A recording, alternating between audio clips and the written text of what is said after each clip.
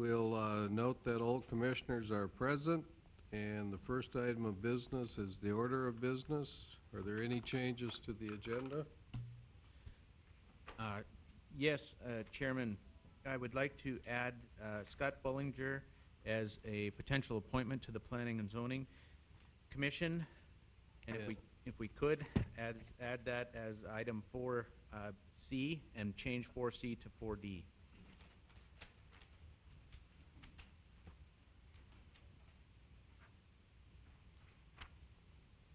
Any other changes? Hearing none, then the chair to entertain a motion to approve the order of business with the previously mentioned change. I'll move to approve. Second. We have the motion and the second. Is there any discussion? Hearing none, all in favor say aye. Aye. Opposed say nay. So the motion carries. We will then go to the non-timetable agenda. First item there, item A, is sales tax bond ordinance, and Attorney Winkle will introduce that. Thank you, Mr. President, Commissioners. This ordinance is requested by the city's bond council. The city has funded a majority of its recent wastewater infrastructure projects through a loan from the state revolving loan fund. The majority of that loan is guaranteed. Excuse me, I messed up. I skipped the consent agenda. You were doing really well. All right. So let's back up to the good city attorney would have caught that, you know. But let's back up to the consent agenda. Are there any items on the consent agenda you wish to discuss? President Johnson, there is Mr. just Kessel. one item under the meeting minutes. There was a reference for the West Gravity Phase 2 bid amount at $1.9 million, and it should read $1.829425. Okay. So, yeah, and 90 cents. That change has been made to your minutes, so if you, I just wanted to point it out before you made, Was it reported correctly at the prior meeting? It was just typed in wrong? that is, Okay, we don't have to amend the minutes then. All right, but just bringing that to our attention. Are there any other items on the consent agenda that you wish to discuss? Hearing none, then, would there be a motion to approve the consent agenda? So moved. Is there a second? Second. We have the motion and the second. Any discussion? Hearing none, we'll vote. Mr. Steiner? Aye. Mr. Decker? Aye. Mr. Altman? Aye. Mr. Jackson? Aye. Chair votes aye. Motion carries. Now we'll go to 4A, and we'll let Attorney Winkle continue with her introduction of the sales tax bond ordinance. Thank you, Mr. President.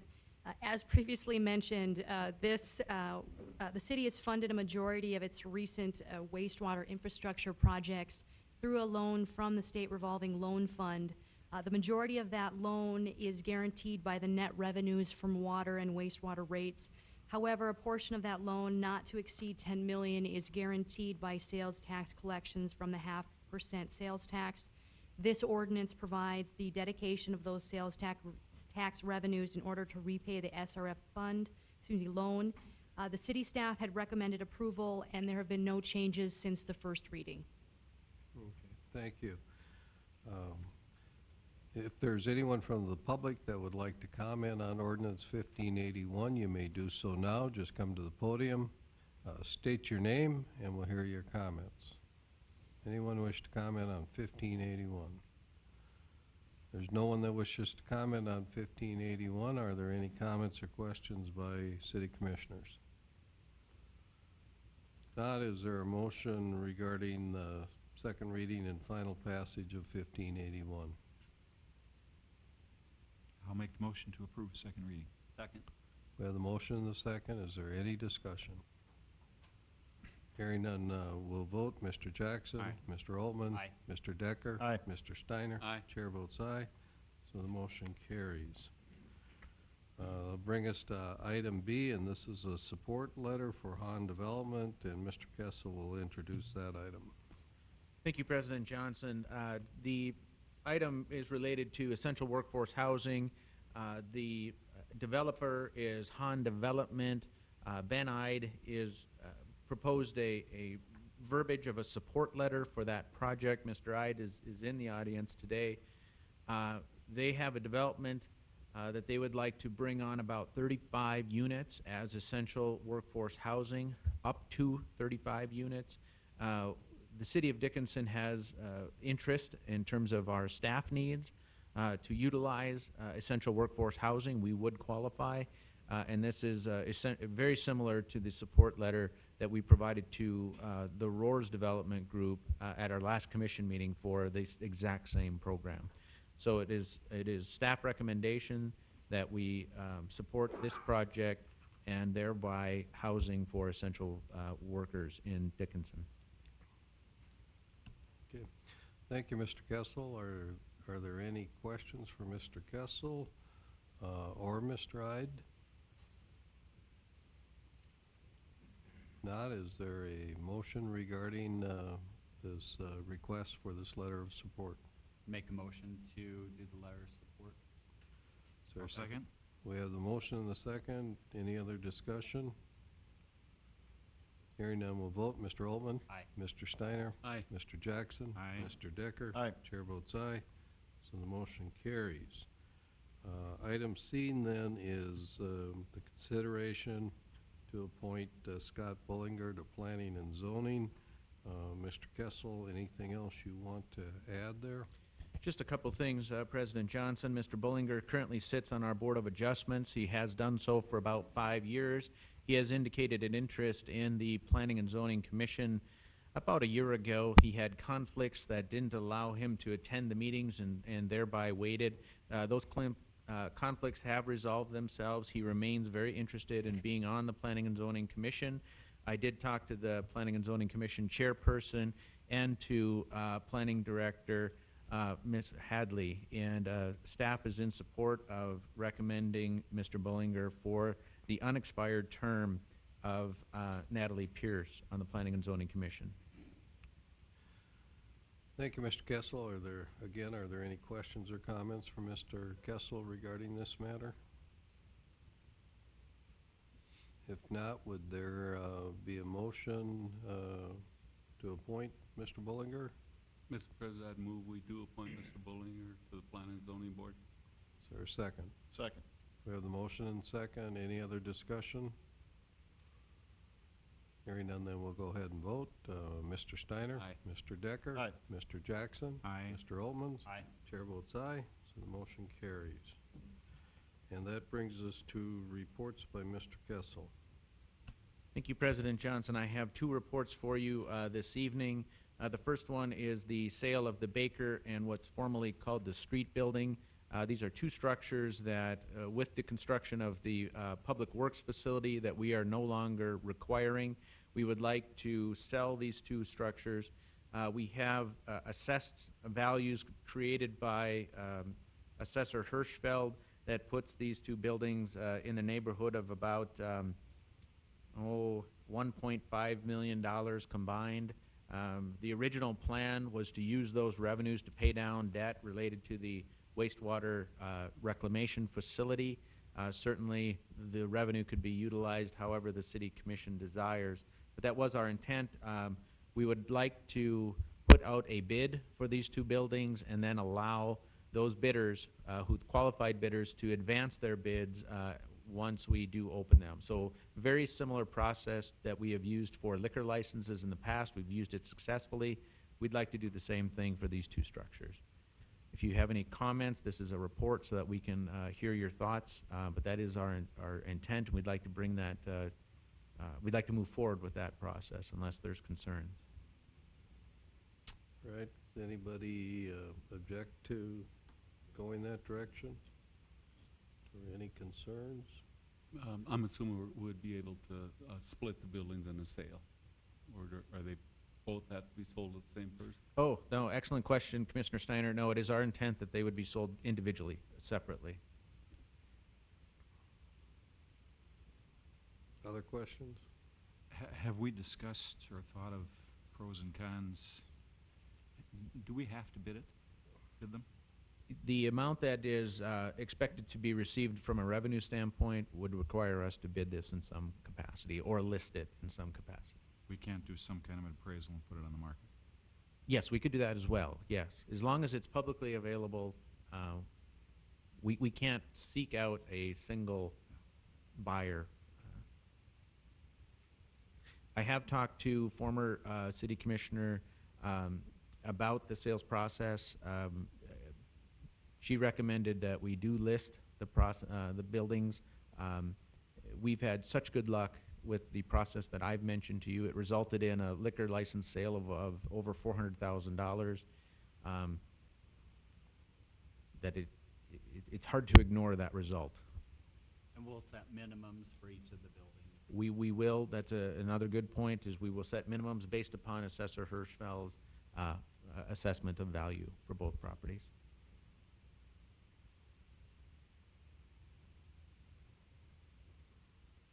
Other questions or comments? Are you comfortable with Mr. Kessel proceeding along the direction he's indicated here? Yes. Okay. I'm not hearing anyone say no, so I think you could go that direction, and I assume you'll be putting that on the agenda probably for the next meeting where you ask for formal approval of that? That's What you're exactly doing? the route we'll go. Okay, all right. The next item that I have for you is related to tax increment financing districts, or TIF districts. The city of Dickinson has not, to my knowledge, we have not done a TIF district, at least not in the recent future or recent past. We have a request for a TIF district, an actual application that has been made by Access Development, and they have a due diligence period of about 60 days with an interest in the former hospital property. This to me seems like if we are going to explore the use of a TIF district, this seems to be the property that that might tip the scales for the city commission. But before staff spent a lot of time and effort pursuing the TIF idea, I wanted to bring it to the city commission to find out if you're still of the opinion that TIF districts are not a development tool that we would like to use. I have talked to the developer about Renaissance Zone. This property is not currently part of our Renaissance Zone, but the state legislature does allow for an island to be created outside of our existing Renaissance Zone. So if we have a block available, or if we could remove a block from the existing Renaissance Zone, we could create that island being the property that the former hospital sits on. When I brought that idea to the developer, that Renaissance Zone brings two different benefits to the property. The first one is a 5-year property tax exemption, and the second is a 5-year income tax exemption. The developer of the site does not reside in North Dakota, so the income tax exemption is of no value to him or his partner. So the only value is the property tax exemption. It certainly does have value for him, but not to the level of a TIF district. His preference would be for a TIF district, and he's looking for an amount of about $2 million that would be created. Just to give a brief overview of a TIF district, a increment is created. The property's value is frozen as of today, or as of whenever the TIF is created. And the renovations that occur to that building will raise its value. Once those renovations have occurred, another assessment takes place. And the difference between those two assessed values, whatever taxable valuation is included in there, creates an increment. There's a dollar value to that. Whatever mills would be applied to that increment, it creates a taxable amount. That amount then is applied to whatever eligible costs we are willing to provide within the TIF district itself. Usually it's things like roadways, parking lots, it's essential infrastructure most of the time. So what it does is it instead of paying those property taxes to the city for services, we would pay down the debt that would be incurred related to the infrastructure required for the building. that's a brief overview of how a TIF district works. They're used quite frequently. They are a point of contention. I've talked to the city of Bismarck several times now.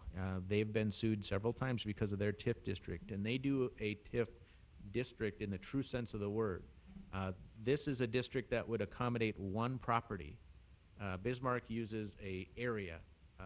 So they use the increment based on the increased value of several properties, which poses, of course, some other organizational and administrative issues that they've found cumbersome and has resulted in a couple lawsuits. They've won those lawsuits, but nevertheless, they are more difficult to administer than a single parcel TIF district. Do you have a sense of how long a period of time the TIF district exists? Is that variable or is it fixed by law? What is it? On a single parcel of land, it's 15 years. If it's a district that includes multiple parcels, they have a much different rules that apply related to that. Since we would propose, if you are interested, a single parcel, the maximum is 15 years, or until the expenses are paid. So it could last less than that, because we're obviously in an environment where valuation can go up or it can go down. So you're not guaranteed an increment is created every year. And in those years where a potential loss is incurred, those have to be paid back first. Those service value would have to be paid back, rather than being paid to the infrastructure. The services to the local political subdivisions are paid for their property tax values first. I have handed out both of the application and just a brief guideline produced by the State Tax Commissioner, kind of outlining some of the details with regard to TIF districts. They can be cumbersome, but it is a development tool.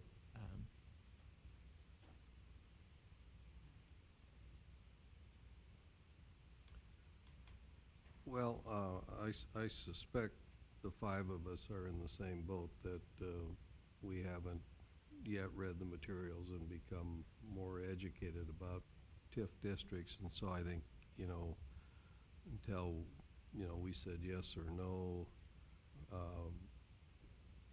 we'd want to be a little better educated. But my suspicion is, because the hospital is such a unique property and it's significant in size, that that this could possibly fit that development. I mean, I've got to believe we would all agree that it's in the best interest of the city that that building be developed, as opposed to being demolished or just stand there empty.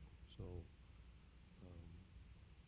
I think we can take this information, read it, and be much better prepared to comment 2 weeks from now, unless some of you have already had an opportunity to review this and you're ready to make some other comments.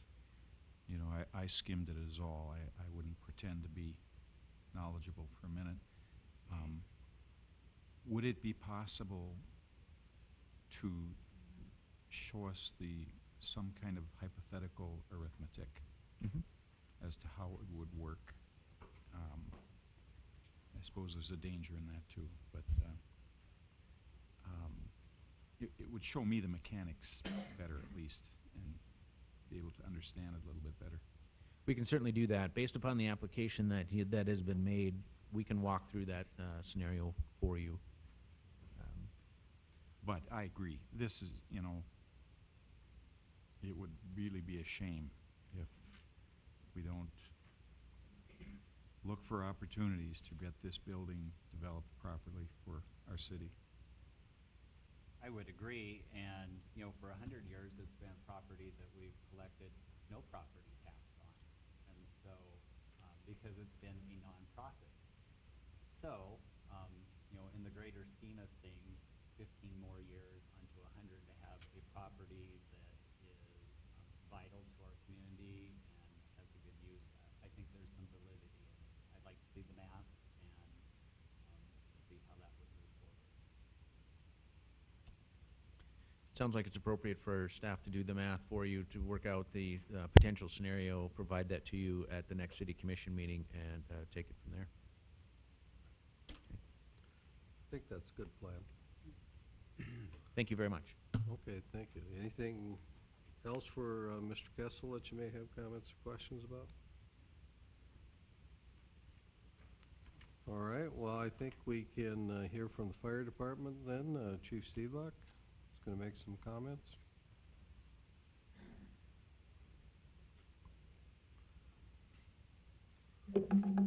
Good evening, Mayor Johnson, Commissioners. I have just a brief report for you on the activities of this year's spring cleanup campaign. This year, the spring cleanup campaign for the City of Dickinson ran from May 1st through the 16th. Our organizational meeting took place Wednesday, April 15th. We had 40 people in attendance, which was great. There were 3 locations where we provided bags free of charge to the community. The bags were provided to us through the Dickinson Park and Rec Department. They were at the West River Community Center, the Chamber of Commerce, and the Central Fire Station. Altogether, we gave out over 2,000 bags to the community, 2,012 bags. We had help from all city departments, especially Public Works. The Baylor Building was open for 3 Saturdays in a row from 7 a.m. till noon. Refuse department personnel made themselves available to area groups and individuals who picked up trash, and all they needed to do was bring the bag to the roadside, and city staff responded to those calls and picked those bags up then. There were 200 T-shirts that were printed to commemorate this year's 2015 spring cleanup. They were donated by the North Dakota Petroleum Council, and all of them were given out to citizens. Students from Trinity and committee members recorded public service announcements, and all radio stations played them often. Also, committee members and students took part in radio talk shows at KDIX, KLTC, KXDI, I-94, KZRX, and The Mix. We wanted to make sure we didn't miss anybody because they all really helped us out this year with that. Dickinson Park and Rec also helped by providing free passes to participating groups or individuals to the West River Community Center or to Patterson Lake. 275 passes went out to the West River Community Center. 100 passes went out to the Patterson Lake. Community response and participation this year was strong, stronger than it's ever been. A special thanks to our co-chair, Dawn Reisenauer. She was very helpful in organizing groups and coordinating the campaign with her contacts. North Dakota Petroleum Council and its members were very active in this year's campaign, and we hope that's a relationship that continues. Our other co-chair was, of course, our city fire marshal, Deb Barrows.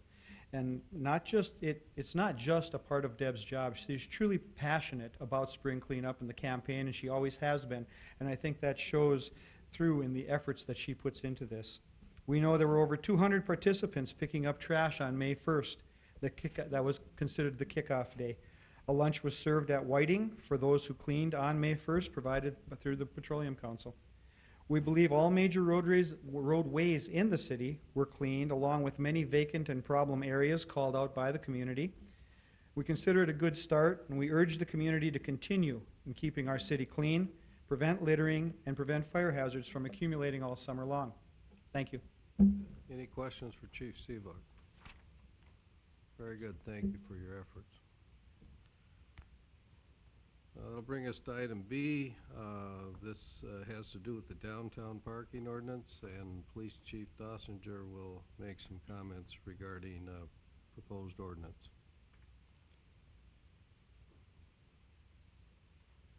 Good evening, Mr. President, members of the Commission. The Dickinson Police Department is requesting consideration that section 2356-270 of the City Code related to parking of employers and employees in certain downtown areas be repealed. As I have reported at a prior commission meeting, the police department does not keep track of employees or employers in the downtown area or the vehicles that they drive. This is a difficult ordinance to enforce. We would like your consideration in requesting an ordinance to repeal this section. Okay, thank you. Chief, are there any questions or comments for the chief?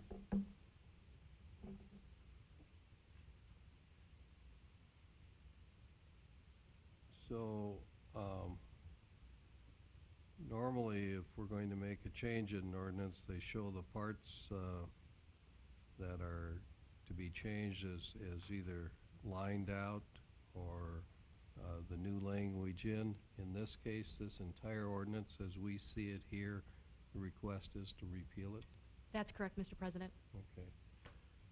And just for your reference, this was the initial draft that Attorney Matt Colling had presented for the first initial reading maybe 2 weeks ago, I believe, before he left, and there have been no subsequent modifications to this draft. Okay, so this is an actual ordinance then, this is not, we're not repealing the language I'm looking at, You're just repealing this in its entirety. we're repealing it, okay. Yes. And so does it, I can't remember if we've done this before, repealed an entire ordinance, does it have an ordinance number then? Is it our new, this 1584? This would be repealing the 2356-270 of the city code. As far as having to have a new number, Mr. President, I'd have to double check on it. Okay, so, But- is it called first reading then when we do this? President Johnson, I do believe we have to repeal an ordinance by an ordinance, and so we will have to use first reading. That's my understanding. And, but we wouldn't be, for example, if we agree and we pass the repeal, would we be passing ordinance 1584, which repeals the existing language? Whichever is most current in our language, or our Or is it ordinance. simply a It would be the motion? next ordinance, so it'd be 1584, Mr. President.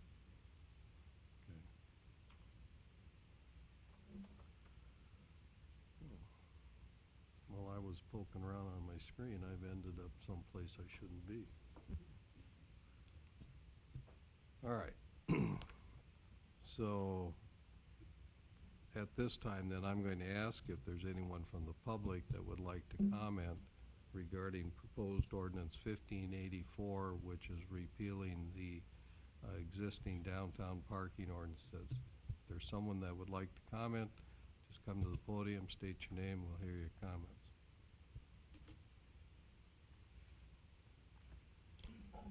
Good evening, Commissioners. My name is Neil Messer.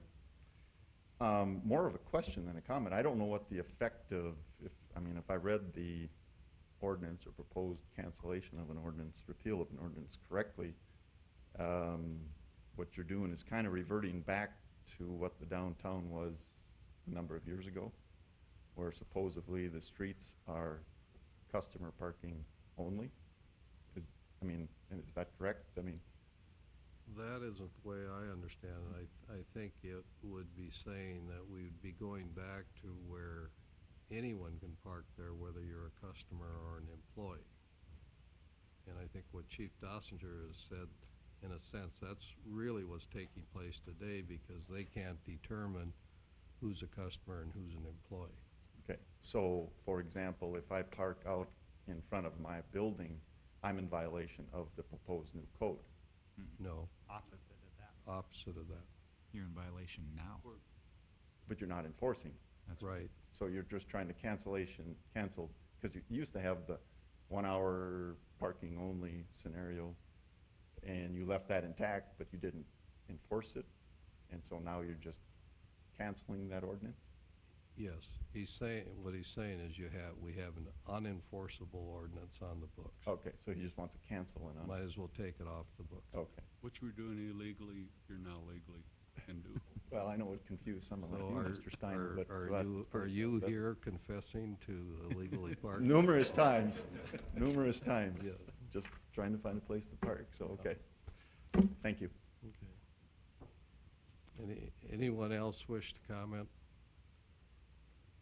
Okay, I'm going to close the public hearing. We'll come back to dealing with this issue after we deal with some timetable issues. So we have a 5 o'clock timetable item. I'm going to let Mr. Kessel introduce our next presenter. So, Mr. Kessel, I believe our presenter's here. So. Yes, thank you, President Johnson. I would like to introduce Brent Bogar. Brent Bogar has two capacities, really. He is the owner of Jadestone Consulting, but he is also the lobbyist for the North Dakota Association of Oil and Gas Producing Counties. He followed several bills for the association and really served as Senate Majority Leader Rich Wardner's right-hand man, so to speak, when it came to these documents. He's well-informed and can give us a great perspective of what the legislature did in terms of funding for local political subdivisions, and he's going to provide us with a presentation that will summarize what is now law when it comes to that reimbursement. Mr. Bogart. Yes. Do you have the option? I didn't get this email to you because my computer crashed this weekend. It says Stark County on it, so PowerPoint. It's always fun dealing with those issues and finding a new computer that you can get up and going. But I should also mention that Mr. Bogart was a Williston City Commissioner, and his Jadestone Consulting, he is an IT guy. I am. So, Yes, I served on the Williston City Commission for 7 years, had the airport, planning, zoning, building, water, and sewer portfolios in my portfolio, so. I'll just briefly go through these, the biennium overview from the oil and gas counties, and in here are some charts. Obviously, you can copy the PowerPoint and keep that so you've got those numbers so you don't have to try to copy all those numbers down and keep them fresh. So from the Oil and Gas Association, we've really started the session out with two bills. Senate Bill 2103, which was affectionately known as the Surge Bill. House Bill 1176 was the formula bill. And at the end of the day, we wound up also with House Bill 1377, which is known as the Bucket Bill. So as we look at Senate Bill 2103, or the Surge Bill, this was the bill introduced to get funding out early. Was originally proposed by Senator Wardner. Senator Kelly Armstrong was the primary sponsor on that bill. It changed a few things. Obviously, everything at the state level got cut to some extent. A couple of the bigger changes, not necessarily for the city of Dickinson, but for the counties, was that the House changed how the funding went to counties, that it was based on their Upper Great Plains Transportation Institute's road needs, and the counties then had to spend that money on road projects only. The original bill was that the counties would have been able to receive that funding just like the cities did and apply that to any type of project that they had going on. It was passed, a $1.1 billion bill. I always point out 47% of that money is actually what went to the oil and gas political subdivisions. So a lot of times people think we got $1 billion out in western North Dakota. We got 47% of that. Now, if you include the DOT funding, it goes up to 87%. DOT was funded $450 million in this bill. Basically, they use the SIF dollars, which funded the SURGE, the Strategic Improvement and Investment Fund, to help fund DOT's budget, because that $450 million then was subtracted from the DOT's original budget bill. So those dollars, in a sense, were planned for DOT no matter whether it would have been in the Surge bill or not. And that's why I point out that really at the end of the day, it was 47% of that Surge bill went to the political subdivisions. Just a quick breakdown, as I talked about where that money went of that 1.1. Hub cities, 172 million. DOT got 450 million. You also had non-oil townships receive 16 million, and counties outside of the top 10 oil producing counties received 112 million. So this actually was a bill that provided funding statewide for everyone to get projects going in 2015. Now, as we look at 1176, this was originally introduced to change the gross production tax from 25% to 60%. Throughout the whole session, this bill went back and forth on things, but it did change slightly to 30%, not where we wanted it as an association, and definitely not where the communities out in the oil and gas producing region wanted to see that end up. It's very simple math to say, 25% of $90 is actually a lot more than 30% of $50. So it being formula driven, we actually, even with this change, are not seeing a significant increase in the dollars that will be coming back to the oil and gas producing region. The other change, and I don't have this on this slide, but just as a highlight, because Dickinson is considered a hub city, were the amendments to the hub city language. It did change, instead of it being mining employment, to the oil and gas related employment. So that's a significant increase for Dickinson, Williston, and Minot. But it also added Mandan, Bismarck, Jamestown, West Fargo, Fargo, and Grand Forks as hub cities. The non-oil and gas hub cities, those cities that I just listed, they receive $250,000 per percentage point, whereas the oil and gas remain with the $375,000, which is what they were currently receiving based off of the mining. So you will see an increase in those dollar figures this next biennium. The catch on that is that they put a sunset within that hub city definition on the oil and gas related employment language. So basically, at the end of this biennium, if they do nothing else, it goes back to the mining for the classification. Minot, Dickinson, Williston will all still be hub cities and receive the 375, but it will be at that lower percentage point. And then those other cities, Mandan, Bismarck, Grand Forks, West Fargo, Fargo, and Jamestown, they will be out of the picture again. I have a feeling that next session, those cities are going to fight to make sure that that does not happen. And so I think we will have some allies when it comes to the hub cities as to making sure that we maintain that oil and gas related employment language. There was also amendments for the impact grant funding. It's $140 million in impact grant funding. Dickinson, the airport, is about $5.5 million in impact grants for the Dickinson airport, which is what was in their CIP plan for the next 2 years. And so they should be able to access those funds for that. And then there was $30 million for schools. And Dickinson Public School District will receive just over $2 million of grant funds. And that's a huge thing for the school district because those dollars are not imputed or deducted from their foundation aid because they are grant dollars, and so that can go straight to the construction costs of the new middle school going up here in Dickinson. Up here on this overhead is just kind of a simplified chart of the formula. You'll see the extraction tax. I have 6.5 and then 4.5. The big trigger did not go into effect. Ryan Rauschenberger had a press conference this morning to talk about that, but that still means come January 1 of 2016, the extraction tax goes from 6.5% to 4.5%. But you can see how this all funds, and it all rolls down into kind of in the lower left, the bucket distributions. And that's where we get into the bucket bill next. We initially didn't see this as a legislative strategy because we were hoping for the formula to provide the money up front so that we could budget for it, plan accordingly, and work on our infrastructure needs as communities. When we didn't see that that was going to happen, we looked at the bucket bill and said originally there was actually a bucket proposed of $712 million to put aside money for potential shortfalls in education funding.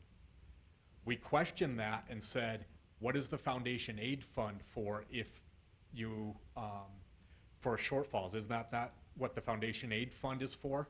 And so the Senate actually wound up amending that bill greatly, taking that bucket out. And so we proposed the idea of saying, okay, instead of us trying to do a surge type of bill, how about if the state's obligations are met, we get part of the money that's flowing in through oil tax revenue, and it automatically comes back to the oil and gas counties. And so that's actually what happened is after the state's buckets are filled, we received 30% of the money that would have been going into the second SIF bucket. And for those that followed state politics, really what it was is prior to this session, any money going into that second SIF bucket, 25% of that was actually going into the legacy fund.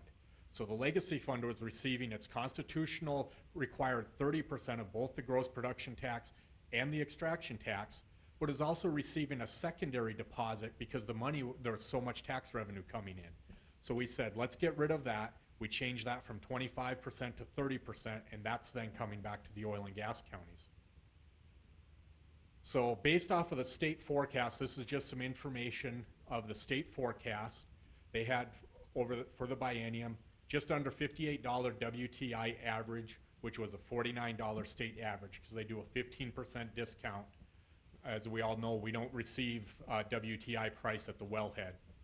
So production of 1.1 million barrels per day, and then the big trigger for the first 6 months of the biennium, and then it going to 4.5%. What that did was filled these buckets in this order.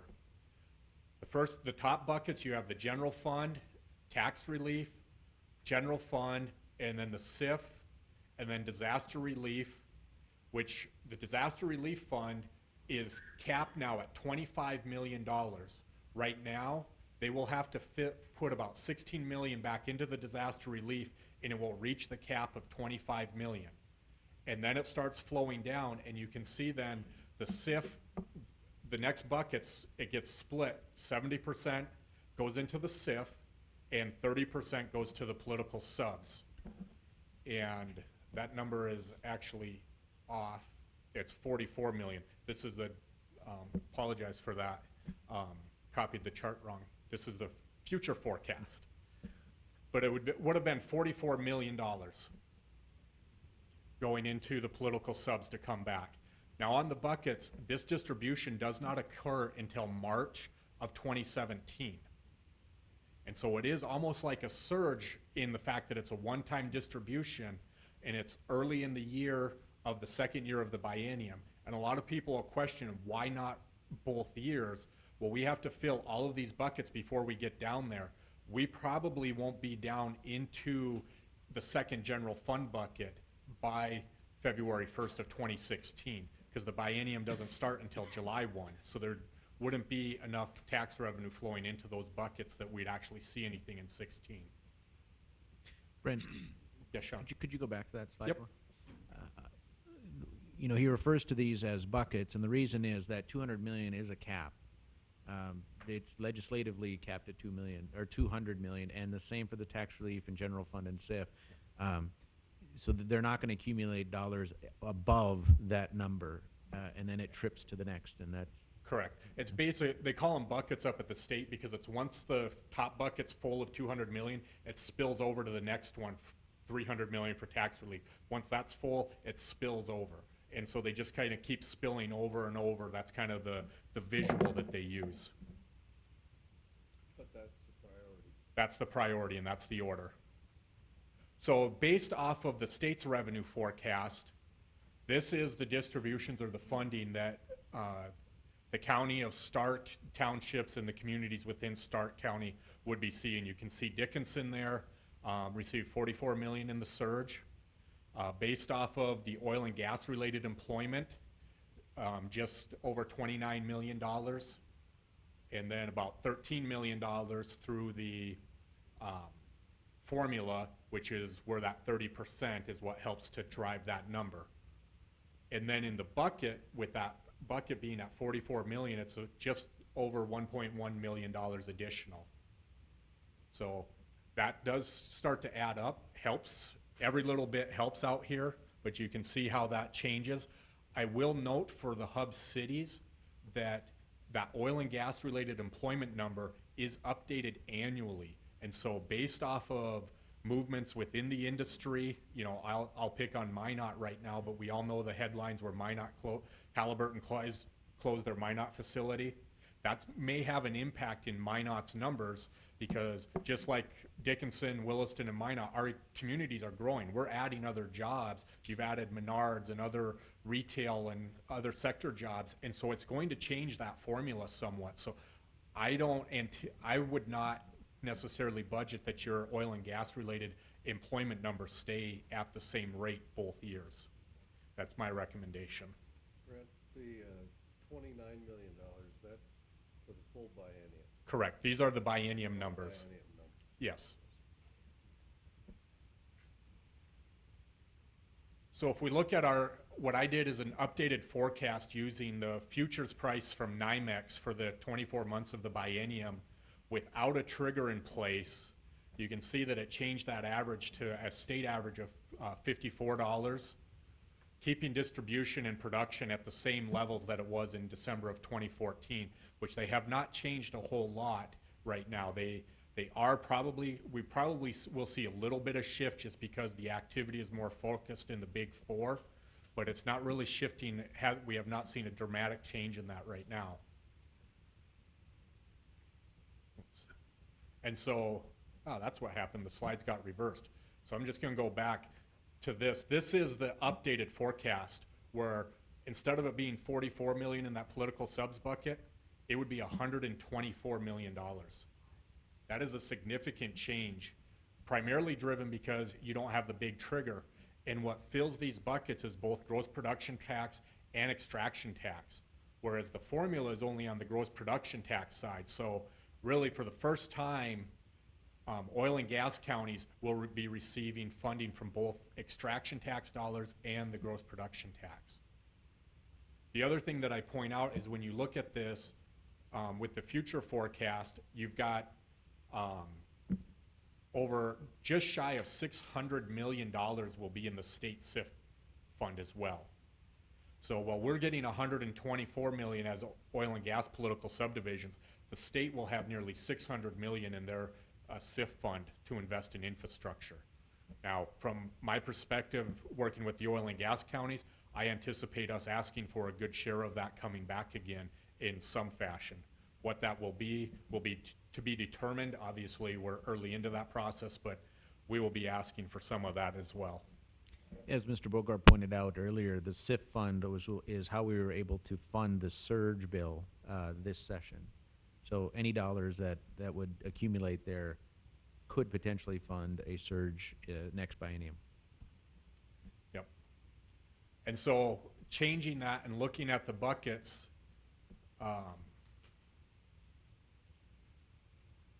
now you're looking here of seeing a little bit of increase on that bucket and an increase in your GPT because the GPT revenues are also going to increase. That number did not add across for Dickinson all the way, but it's roughly about a $3 million increase for the city of Dickinson with the buckets, with the new price forecast. I just had a conversation this afternoon with Senator Wardner. He is having the tax department run numbers based off of the same type of a forecast without the big trigger, and he will be giving me those numbers so that I'll be able to work that up and we'll be able to move with those as well. But as you can see, we've made some progress. I talk about the Oil and Gas County Association has worked hard really for the last 5 sessions. Each session, we have never gotten what we've asked for. We're still not to what we've asked for, but every session has been incrementally steps that have changed. We got a change in the formula. We got removal of the caps. This session, we got the formula changed again, and the removal of the sunset clause, which gives cities the ability to leverage those dollars and bond on that. So each session, we are making progress. It is not where we need to be. We know we have dramatic needs out here in western North Dakota. Having been a city commissioner in Williston and having to deal with all of those issues, I can empathize with you greatly on how you have to deal with that. But we continue to work for our members to try to accomplish what we can, and we'll be working throughout the interim to be prepared for next session. If you have any other questions, I'd be happy to answer those. Otherwise, I appreciate the opportunity to come and share with you. And like I said, I'll leave the PowerPoint with you, Sean, so that you can have those numbers and pass that out. Actually, what I'll do is I'll correct why I didn't do the addition, and I'll email it to you tonight.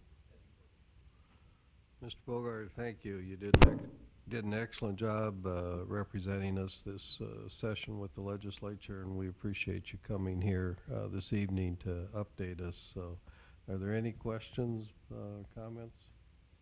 I have one.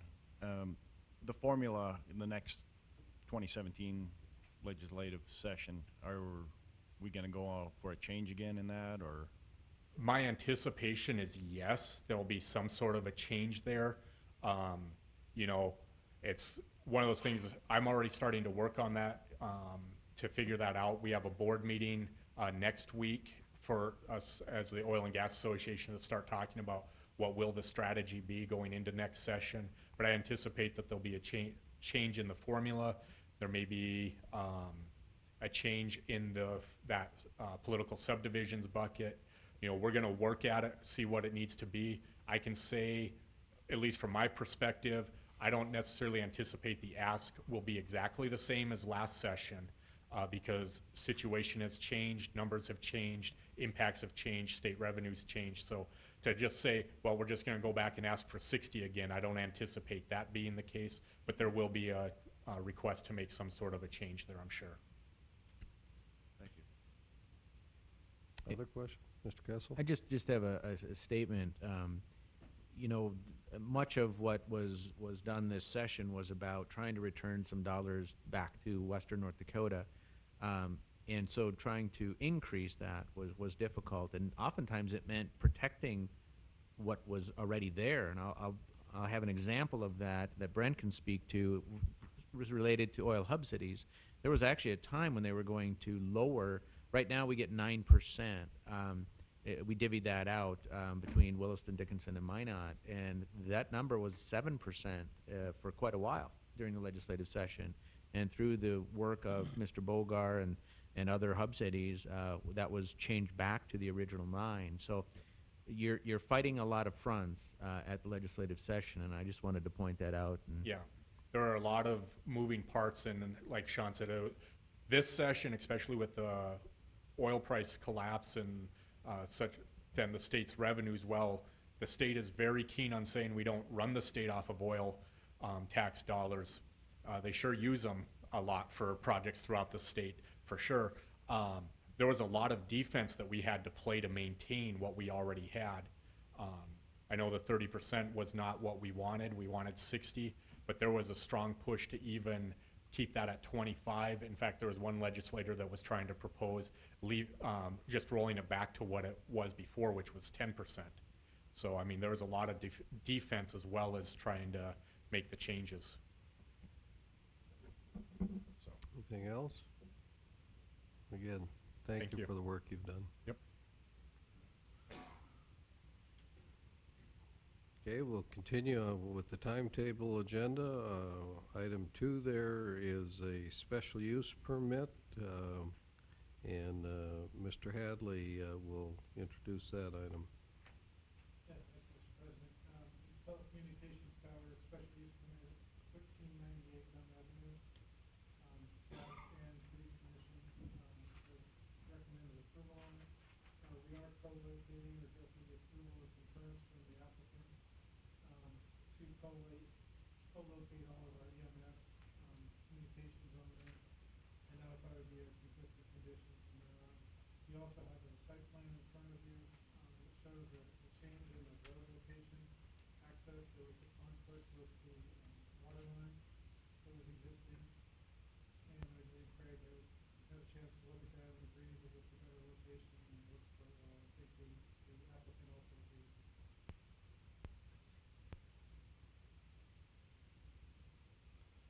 Thank you, Mr. Hadley. Are there any comments or questions by commissioners? This is our next resolution, I assume? That's correct, Mr. President. It's at 23/2015. Okay. Any comments or questions about Resolution 23-2015? I'll move we approve the resolution. Second? We have the motion to approve and the second. Any discussion? Hearing none, we'll go ahead and vote. Mr. Jackson? Aye. Mr. Altman? Aye. Mr. Decker? Aye. Mr. Steiner? Aye. Chair votes aye. Motion carries. We'll continue with the timetable agenda. We have a 5:20, and this is to hear from the Dickinson Theodore Roosevelt Airport. And Mr. Kelly Brown is here, and I believe this is the first time you've been before the City Commission. First time. Good Well- afternoon. Well, welcome. So we'll let you go ahead and proceed with your presentation. All right. We are in the process of trying to acquire some high-speed snow removal equipment at the airport. And we went through our process and solicited bids. And we got a low bid from MB Companies for an MB5. And we're looking to finance this piece of equipment to the tune of about $630,000 with everything included. Because the airport's budget is so closely tied to the city's budget, the board asked me to come down and get approval to make that acquisition of that equipment. So I'm here today to answer any questions that you guys might have. We're not actually lending you the money to do this, are we? No, we solicited bids from all the local lenders here in town. U.S. Bank was the low bid for that lease purchase, and we're just here to get your approval on that. Any other questions or comments? Well, before we act on this, how's the airport doing? You know, we hear that, boardings are down, of course, with the lower activity in the oil patch. Maybe you can give us a quick update. I can. yeah. And I apologize for this being the reason that I'm here. I really should have been here much earlier to give you an update. I didn't want to be too premature because right now the airport is working through its master plan process, which kind of gives us a roadmap for how we're going to develop the airport into the future. And we're just putting the final touches on that. We're working through the airport layout plan. It's kind of the last piece for that. But the airport is still busy. The boardings, as you've seen in the paper, are down, but only slightly. And I would say that it's more of a plateau than an actual downtrend. It's kind of plateaued. We're still plenty busy, and there's plenty going on. We just received the numbers from last month from SkyWest, which is our Delta operator, and they're about on par with where they were last year. We'll get the numbers from United here in the next day or so, and I suspect that they're going to be about the same place as we were last year. Okay, very good. Any, we're not used to the airport manager showing up and not asking for money, so this has been very pleasant. I don't want to buck the trend. Any other questions? What are some of the projects you've got coming in the next 2, 3, 4 years? That's a great question. So to kind of follow up on what Brent was saying, the airport is aggressively pursuing a list of what we're calling enabling projects. We had $5.8 million from state funds that were specifically marked for the airport. We've got an environmental assessment, like I mentioned, the master plan, and some GIS projects. They're all projects that are going to enable us to expand our runway and our terminal facilities and all that kind of stuff. So in the next 2 years, we have about $5.8, $5.9 million in projects to get us to a shovel-ready project to start moving dirt on a new runway. Any other Mr. Kessel? Chairman Johnson, I just wanted to mention that even though Mr. Braun hasn't shown up in front of the city commission regularly, he and I have had multiple conversations about their plan and working some of the details into our capital improvements plan for the city. And then today, Deputy City Administrator Valesky and I were on a phone call with Mr. Stewart, who is their bond counsel, just to make sure that we're comfortable with getting back to our original topic with what is being proposed. And I can tell you from our perspective, I hate to speak for Mr. Valesky, but I believe that city staff is supportive of this item. Yeah, we're completely in support of that. There hasn't been any issues with it. Okay. So while he may not be asking us, he's asking you, huh? That was my point. Yeah. Thank you for noticing that. Okay. Well, what you'd be looking for then is a motion to approve your equipment purchase and financing. Is that essentially what we should be doing? That's correct, Mr. President. Okay. Anyone care to move that motion? So moved.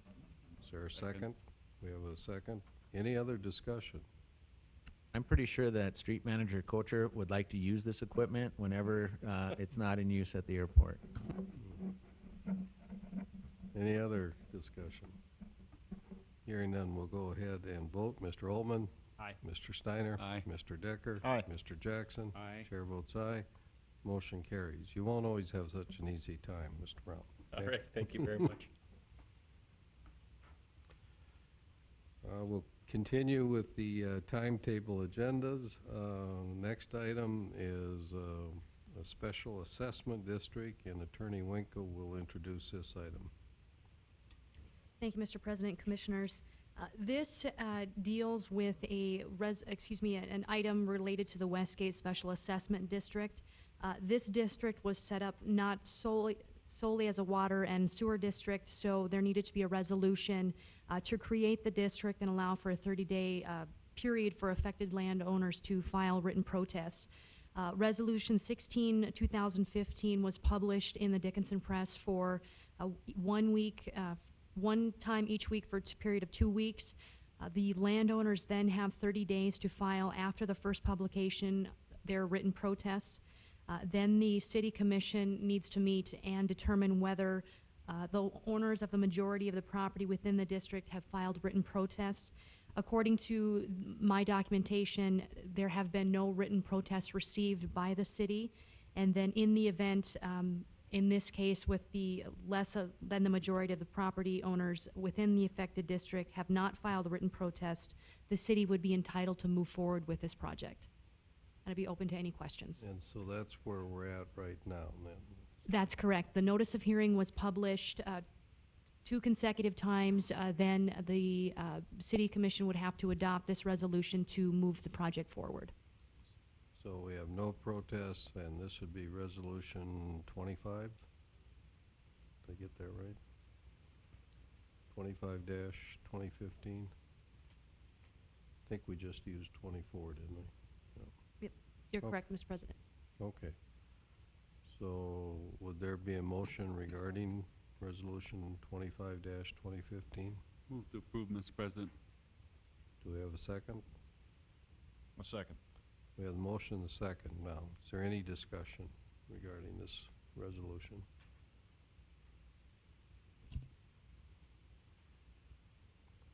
Not, we'll go ahead and vote. Mr. Steiner? Aye. Mr. Decker? Aye. Mr. Jackson? Aye. Mr. Altman? Aye. Chair votes aye. So the motion carries. We got 5 minutes left before the next timetable agenda item, so I'm going to go back to the downtown parking ordinance. We had closed the public comment. Is there any comment by commissioners? You know, I think I'm assuming we're going to pass first reading here. I think for second reading, we need to be a little clearer on our process here when we appeal an ordinance. Okay. So it wasn't totally clear to me. No problem, Mr. President. Yeah. I will include in the next packet for the next meeting a brief blurb on how that process works. Okay. Blurb, that must be a legal term. It sure is. Yes, okay. Any other comments by commissioners? If not, would there be a motion to approve first reading of, I think this is 1584. So moved. Second. We have the motion and the second. Is there any discussion? Hearing none, we'll vote. Mr. Altman? Aye. Mr. Jackson? Aye. Mr. Steiner? Aye. Mr. Decker? Aye. Chair votes aye. Motion carries. Mr. Kubis, do you have more than 5 minutes of engineering updates? I don't think so, Mr. President. Okay, we'll let you go ahead then. I do have a map up behind you here.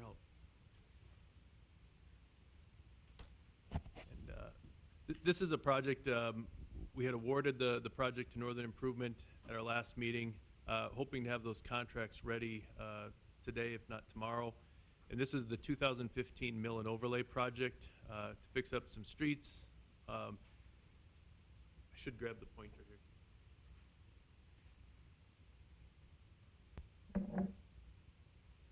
I guess I can stand up here.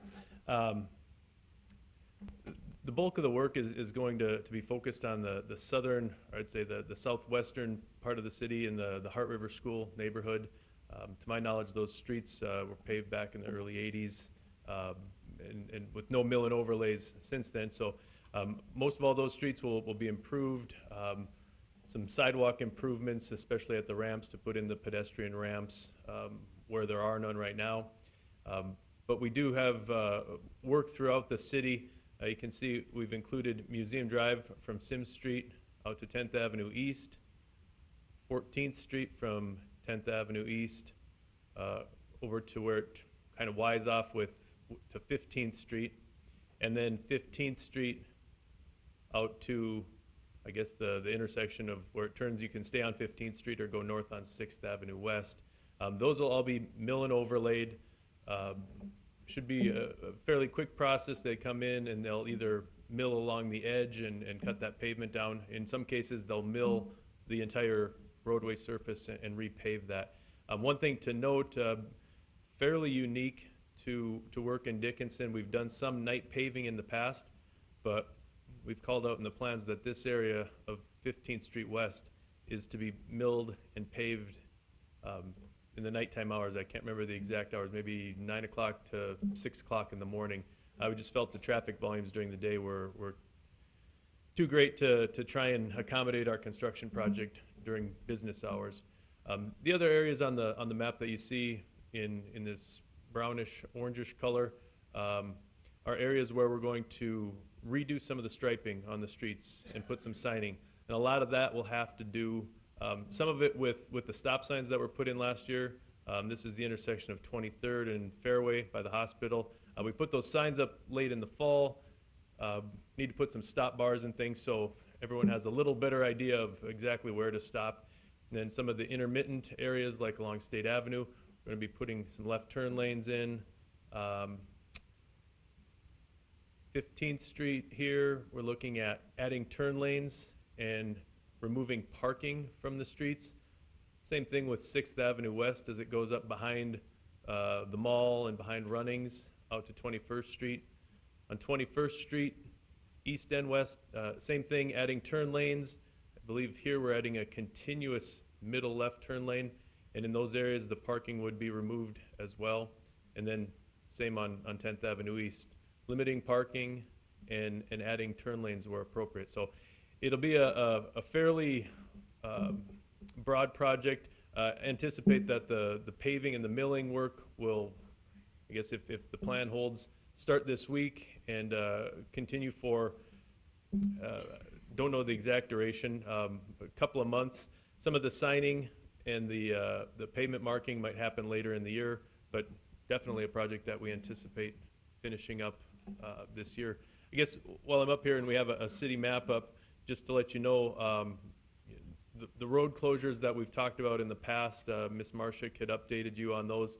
Those will remain in effect for the foreseeable future, and that's 21st Street West for this mile from State Avenue over to 30th, State Avenue to the north, and 40th Street for this half mile right here. So we're working on those projects. Some of them are coming along very well. Some of them we're encountering some really, really wet subgrade conditions where we're installing water and sewer.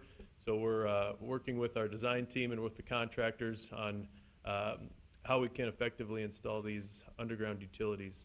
But those road closures will remain in effect. I guess the other project that we have going on the streets right now is on Broadway. We've noticed West Broadway's been reopened to traffic right now, and the last update I had was paving West Broadway next week. So with that, I guess I'd open it up for any questions, and I think Mr. Zuroff was going to give some quick updates as well.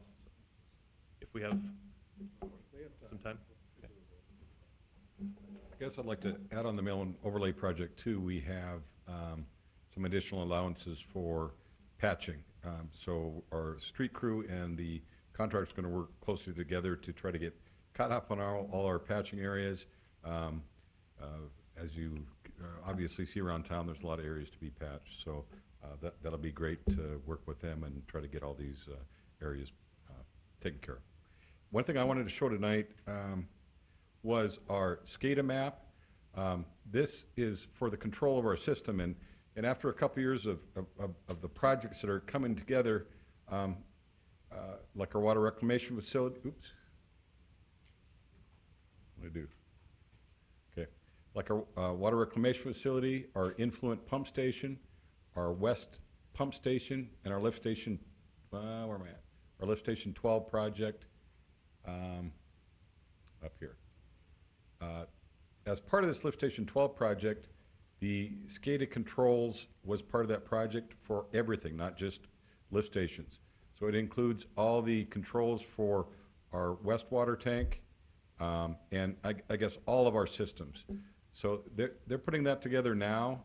So once this is done, we'll have our supervisory control and data acquisition all go to our Public Works facility, and it will pick up all of our water systems, all our sewer systems, and then the additional projects will be finishing this year, like the tank and the boosters, and also lift station 14.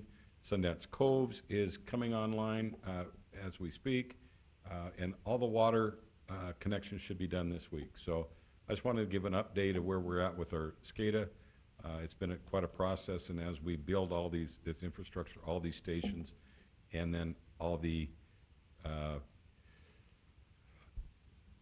elevated water tanks, booster stations, we'll be able to control it through our Public Works facility. So I just want to bring that to you guys tonight.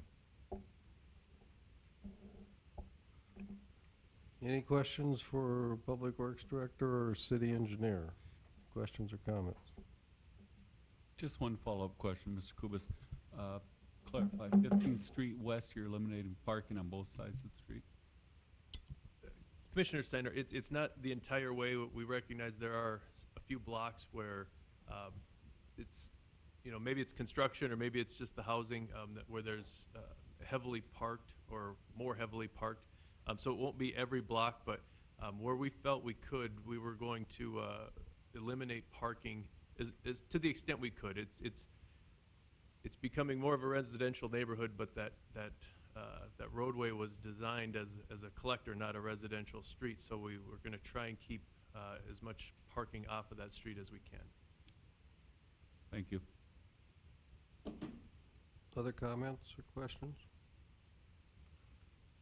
I'd just like to say, I don't always, from the outside, know the difference between the lift stations and the pump stations, but these major facilities that we have had to construct over the last 24 months that are coming to completion this season, as they're being completed and the landscaping work is being done. I just want to compliment our architects, engineers, and our city staff on their appearance. They're professional looking, and they're also visually appealing. So I think the whole team has just done a great job with these major stations. I know they're expensive, but they look good. Mr. Zaroff, you. Just one thing I wanted to bring up too. I appreciate that. I think, and some of the final landscaping, we're working through some of that. Of course, we want some trees and some low maintenance items around the lift station. One lift station that we're going to probably do more landscaping than the other, I guess, industrial looking lift stations is lift station 5. It's a smaller lift station in a residential neighborhood, and right now we're looking at doing making it look more fit a residential, maybe some shrubs and some rock and some other things. That it'll look more like a garage in a residential than an industrial lift station in that area. So we're working on that one as we speak, and that will be bid out soon. Hopefully next commission, talk to City Administrator Kessel about us doing a final tour, maybe of a couple lift stations, and a final look at the water reclamation facility. The concrete paving should be done by then. Everything should be done so we don't have to walk in mud. So maybe Administrator Kessel would like to comment on that. Thank you, Mr. Zaroff. I was going to comment. We were going to plan on a next city commission meeting coming in at 1 or 2 o'clock, and then doing a tour of the public safety facility, an interim update on that, the West Lift Station interim, or the wastewater reclamation facility. But because of the condition of State Avenue, we decided that we would postpone that until that's in a little bit better condition than it is today. So we'll probably look at in about a month or two to do that tour. So bear with us. Even though the wastewater reclamation facility was the holdup before, it is no longer. All right. Thank you. Well, we'll move on then to our last timetable item. This is a public hearing regarding the taxi cab ordinance, and again, we will not be taking any action on the second reading at this meeting. This is just to hear public comment. So we'll declare the public hearing open. Anyone who wishes to comment on this proposed ordinance may do so now. Just come to the podium, state your name, and we'll hear your comments. Anyone from the public?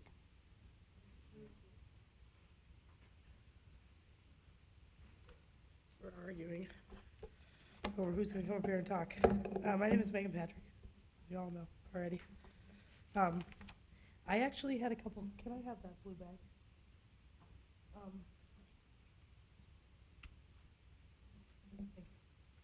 I just had a couple of things for you guys. One is the imposing cost on taxi cabs that this ordinance is going to create, the decals.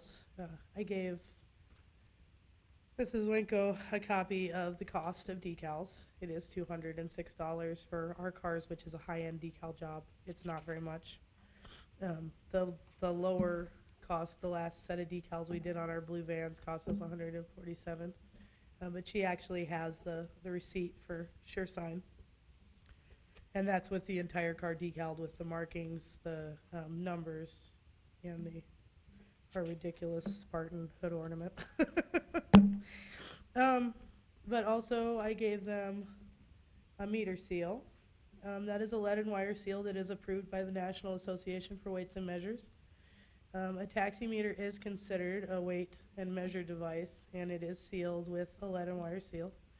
The National Weights and Measures just recently approved data seals for meters. There are some meters, such as the Hale SPT02, that goes into a BMW taxi cab, and it is actually a meter in the rearview mirror.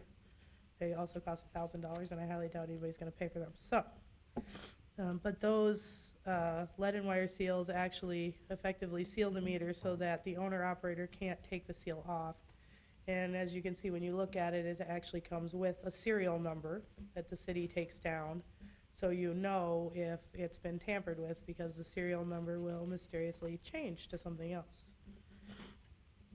Also, I talked to Christina today about the, I gotta find this, my brain is so dead, about the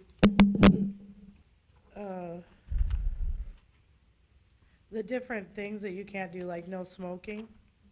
And I talked to her today about adding a fine schedule to those. As far as I know, this is considered an administrative code, a city ordinance. And while you guys have and I know she said that it wasn't codified yet. Is that the right word? Did I use it? Okay. I learned a new word today. But these should really have an offense-based, the first violation, a $100 fine, the second violation up to $500, and a 14-day suspension of your license, the third fine, a revocation. They're not really high killer, they're not criminal things, they're just no smoking and basically no passengers in your cab, nothing that would substantiate a license revocation on the first offense, certainly. So, other than that, I think that's all I had to say. Oh, also, I did talk to National Indemnity Company about the insurance, and they will not insure us in less than an amount of $1,500,000 and $1 million. They said it doesn't matter what you say the policy has to be written at. They will write it at that because that is the North Dakota state minimum. And so they've given us the North Dakota state minimum for it's $1 million in personal injury, $500,000 in something else, and $1 million in aggregate is what they said. So I've asked them, I gave them Rita's email address, so I've asked them to email over the North Dakota state minimum so that you guys have those. Let me question you there. They advised you that the most they will do is 500,000 each person and $1 million aggregate. It's $1 million in aggregate. It's $1 million in personal injury, $1 million in aggregate, and there was one in between that was 500,000. I can't remember what it was. Okay, so what they're saying is they will not do the 1.5 aggregate. No. Okay, that was going to be my recommendation, Mrs. Winkle, that be changed. Keep the 500,000 for one person. and then the 1 million change for the occurrence, the one accident, where we have 1.5. Because we have a total of 2.5 million in coverage after it's all said and done, but they won't insure any less than that or any more. You can get things like legal added on and it costs you more. They won't give you any more in insurance. I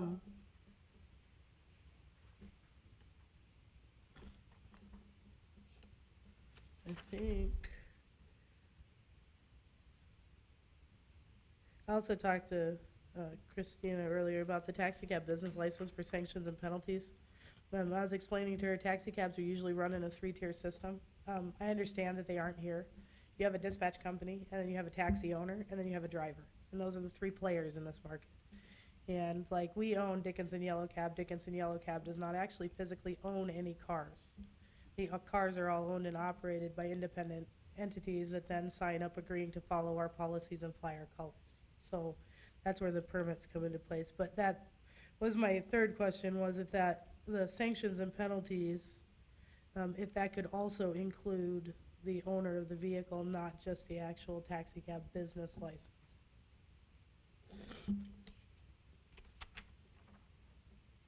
And that's about it, I think. Oh, also, can you hand me the, I had one more show, I came with show and tell today. This is like, can I bring this up? Everybody? This is actually a taxi cab driver's log. And, You have to stand by the mic, otherwise the recording sorry. doesn't pick you up. That's a taxi cab driver log. That actually costs about $7. And if you open it up, you'll look and see it allows you to record the trips, the numbers of passengers, the time in, time out. And the reason that these are super important, if a police officer calls us and says, hey, did you just pick up some guy in liquid assets? And we say, yeah, we did. And they say, well, where'd you drop him off? Well, I picked up 3 people after him. I have no idea. But with a trip log, we can say, well, we dropped him off over here. And then it allows us to be able to kind of aid and assist when somebody needs to know what we were doing, where we were doing. If a customer says we overcharged them, that also helps because we have to write down our fares in there. Not saying that people can't lie on them, but for the most part, that's the idea. So are the logs a requirement of our city ordinance? Or Mr. President, no, they are not. The position that we've kind of discussed this a little bit about requiring that, as far as the business owner requiring that particular requirement as part of their business practices. But no, that's not specifically addressed in the ordinance as it's proposed.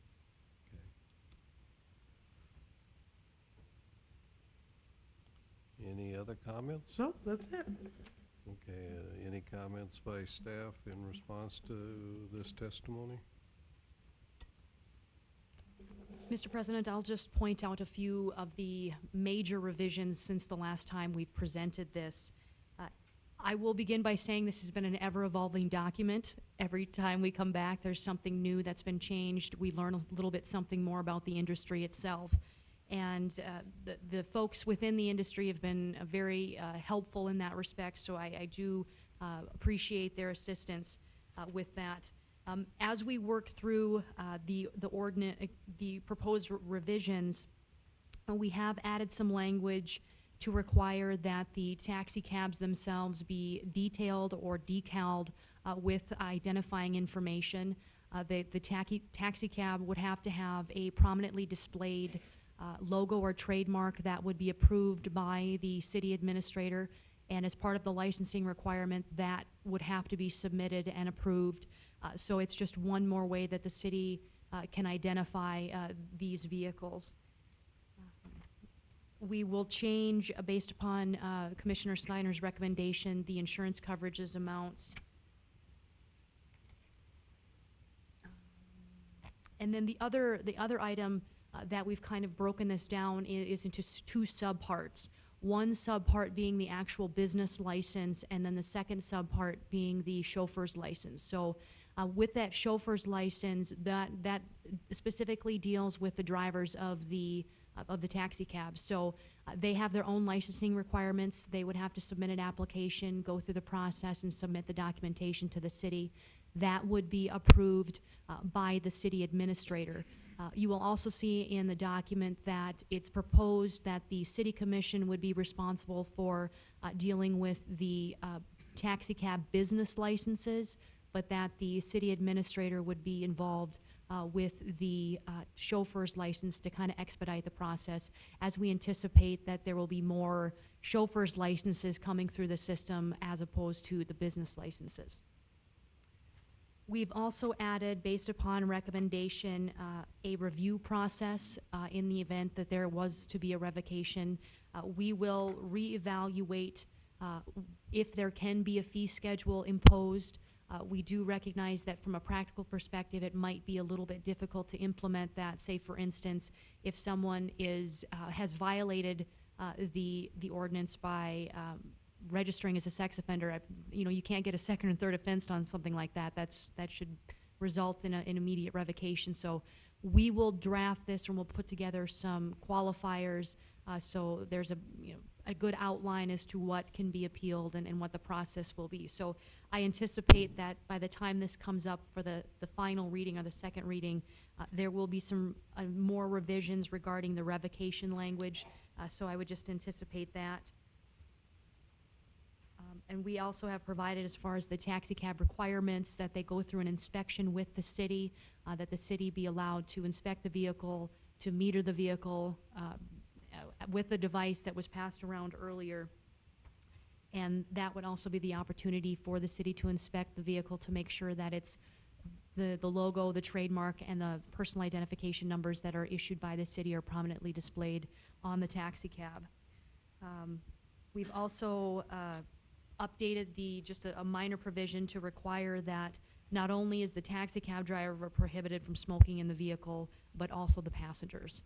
Just one of those minor adjustments.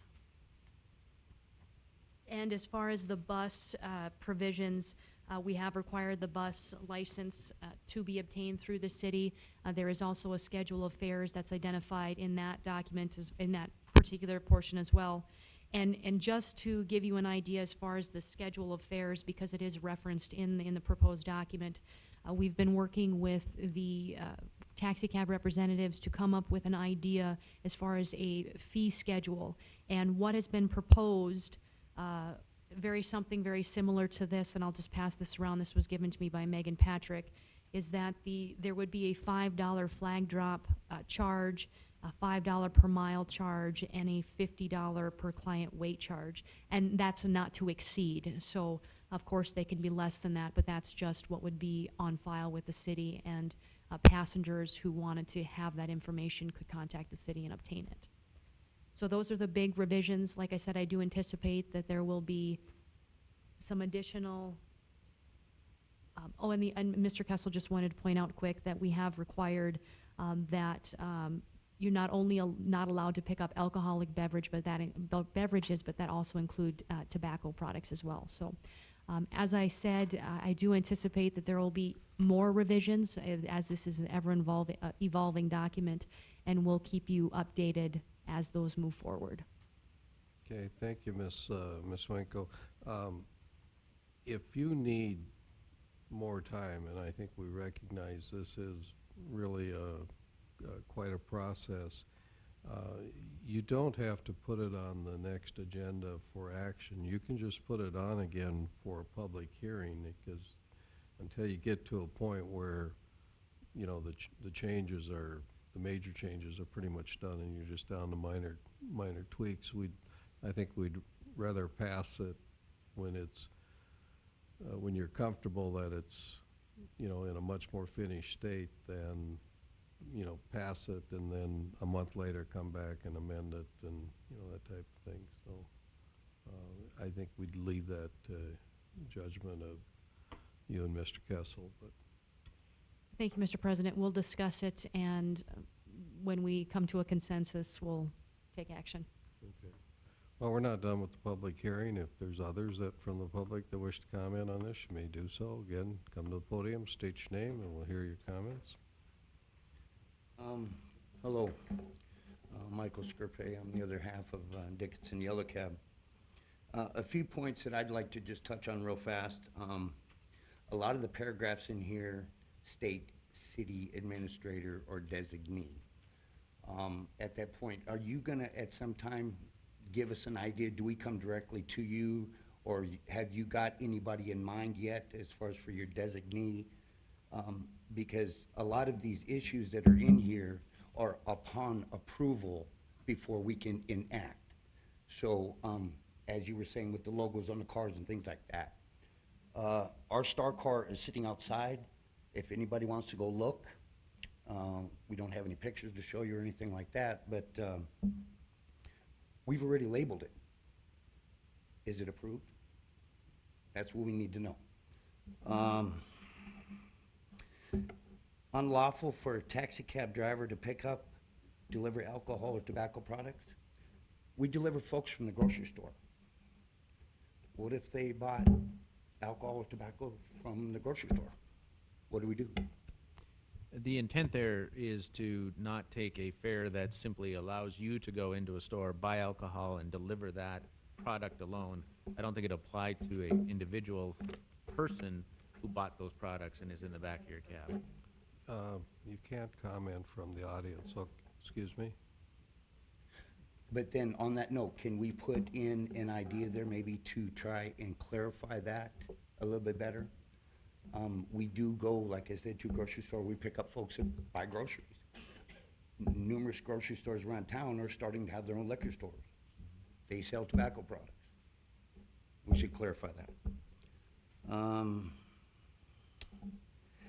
Unlawful for a taxi cab driver to permit any person or taxi cab customer licensee to ride in a taxi cab. One of the operations that we do as far as for training new drivers is, myself personally, I will take them on a half-day ride with me as part of their training. Can we clarify that? That's a good point. There's various other ones, but really those are the main things I wanted to touch on. I know this is, like they say, an ongoing process, and you know, maybe by next year we'll get it right. Thanks for your time. You're welcome. Anyone else wish to comment?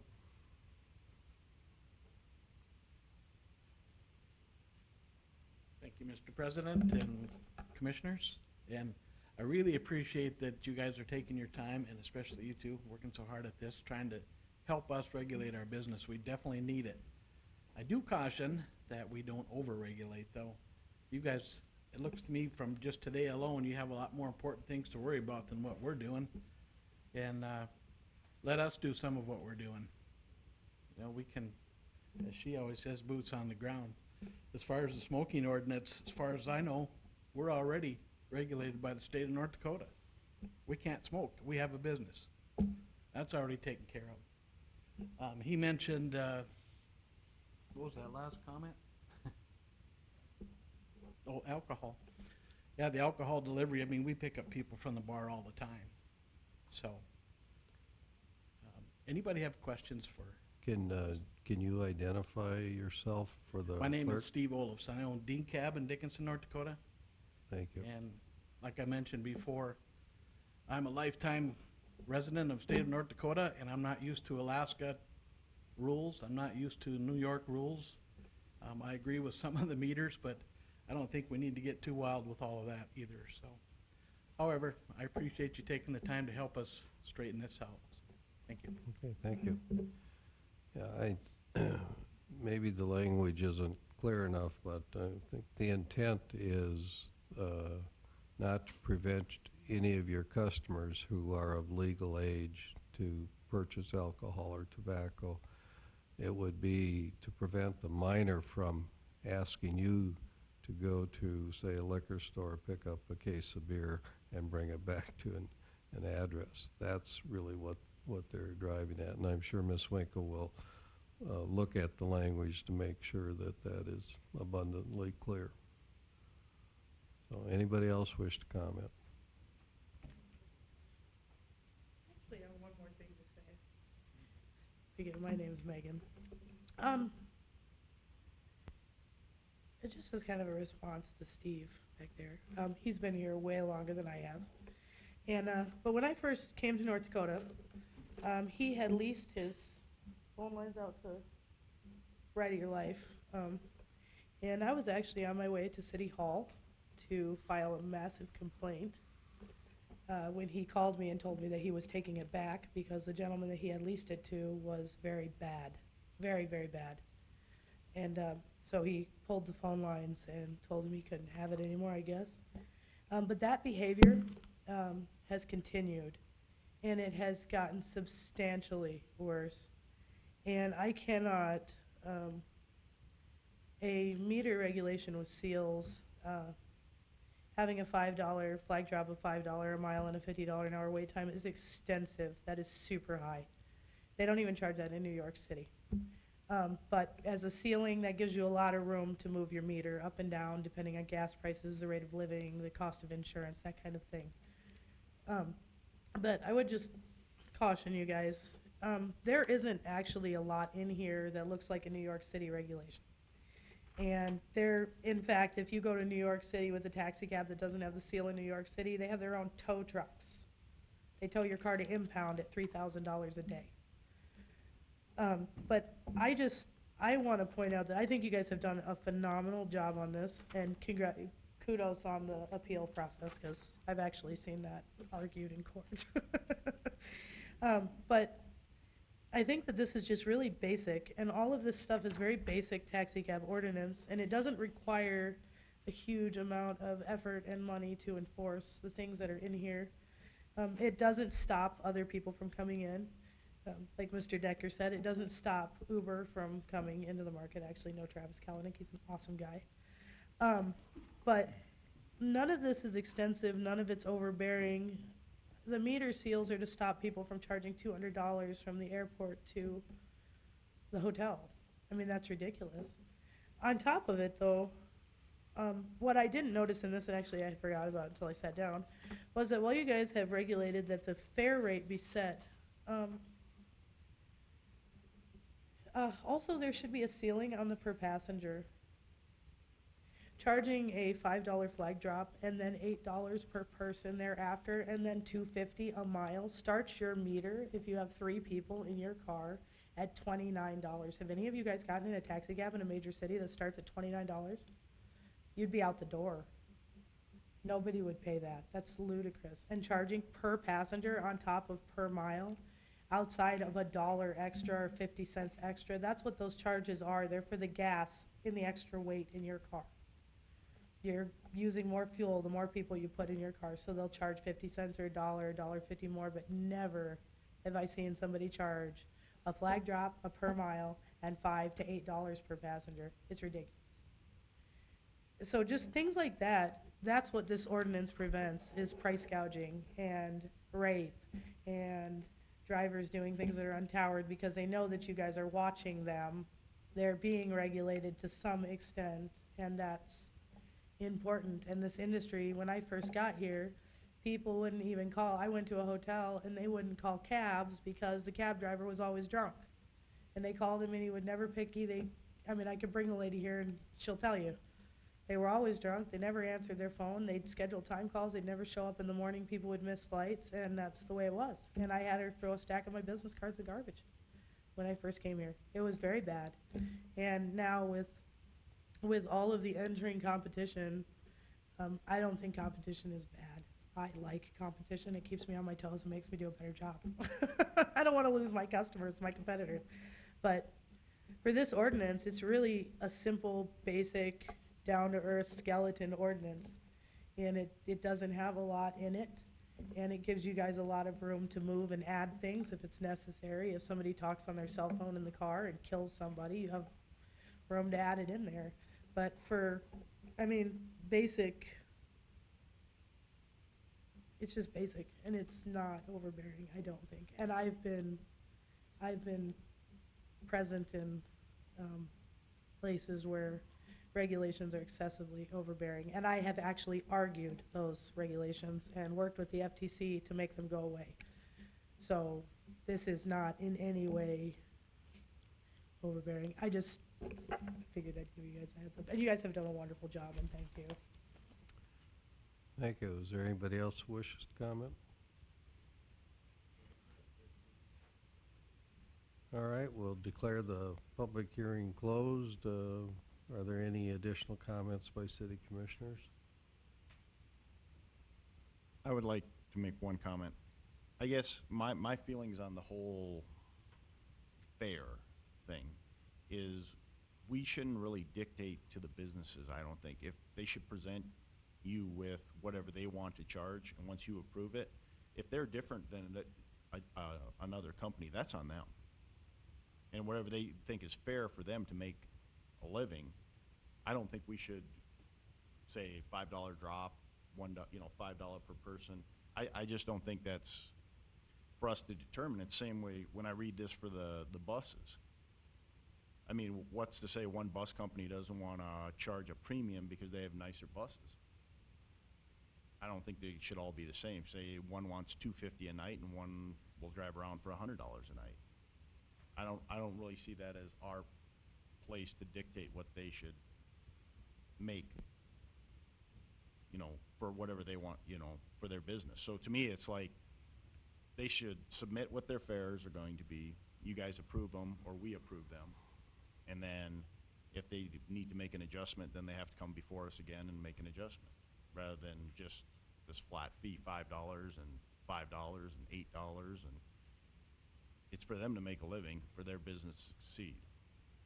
So, Commissioner Decker, if I may, the fares that are required within the ordinance are a ceiling, and as Ms. Patrick mentioned, I don't think you're going to see those fares charged at that level. They're just simply too high, and with the level of competition that there is in town, I'd also be surprised if they charge at the ceiling that is within the ordinance. So there's meant to be a lot of room for them to charge whatever they choose to, as long as they don't go over that amount. And as Ms. Patrick mentioned, I also received complaints about excessive charges for, especially the trips it seems to be from the airport to hotels. That seems to be a real abuse, or at least a higher propensity for abuse, because that's where all the complaints I've received have been related to that. So it isn't meant to restrict their ability to have flexibility in their charges, only to create a ceiling so that customers aren't gouged. That's really what the intent is, and the industry is the one who provided us with these industry caps, or with these rate caps. So I hope that helps you become a little more comfortable, but that's the intent. Thank you, Mr. Kessel. Other comments? All right, well, this is just public hearing, so we'll move on from this. There won't be any action taken. And we'll go to Public Works. We have a vacuum sweeper bid. And Mr. Zaroff, would you like to introduce that? Thank you, President Johnson and Commission. I just have one action item this evening. We put out and received a bid for a high-speed vacuum sweeper, and low bid bidder was Swanston Equipment Company with a total bid price of $228,300. This is a budgeted item in the capital lease fund, and we had budgeted $250,000.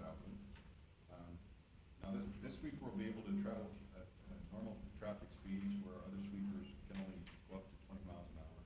This sweeper also has a pneumatic vacuum that can suck up the dust and the dirt, and it has twice the hopper capacity of our others. So with our increased road miles and especially the speeds of our streets that we now have in control, we looked at this and budgeted for this item, and staff recommends approval. Thank you, Mr. Zaroff. Are there any comments or questions by commissioners? Would there be a motion regarding this item? Move to approve, Mr. President. Is there a second? I'll second. We have the motion and the second. Any discussion? Hearing none, we'll go ahead and vote. Mr. Steiner? Aye. Mr. Jackson? Aye. Mr. Decker? Aye. Mr. Altman? Aye. Chair votes aye. The motion passes. Do you have any other reports to make? The only one, couple things I guess I have is we are crushing our concrete and asphalt. You probably see that on the east end. We're getting quite a pile after a couple years. We usually do that every 2 years, and it seems like we have a pretty large pile that we're getting now, so that'll be finishing up. You'll be able to see that from the interstate. We did have one incident I wanted to inform the commission on Friday. Our forester was hauling the tree spade, and the tree spade did hit the underpass, and so our tree spade is no more. So I'm going to hopefully talk to Mr. Kessel, and if we want to move any trees this year, we're going to have to make some arrangements with purchase. I just wanted to bring that up tonight, and hopefully the next commission will have something else for you. Any questions or comments for Mr. Zoroff? All right, well, then we'll move on to item 8, which is planning. Mr. Hadley has 3 items there, and we'll let you introduce each of the items as we go along then, Mr. Hadley. All right, thank you, Mr. President. First item, the request of amendment urban service area map for the Dickinson Comprehensive Plan. That's for the proposed middle school site. I believe it's proposed ordinance 1582. There haven't been any additional comments on this item. And since the first reading, staff recommends approval.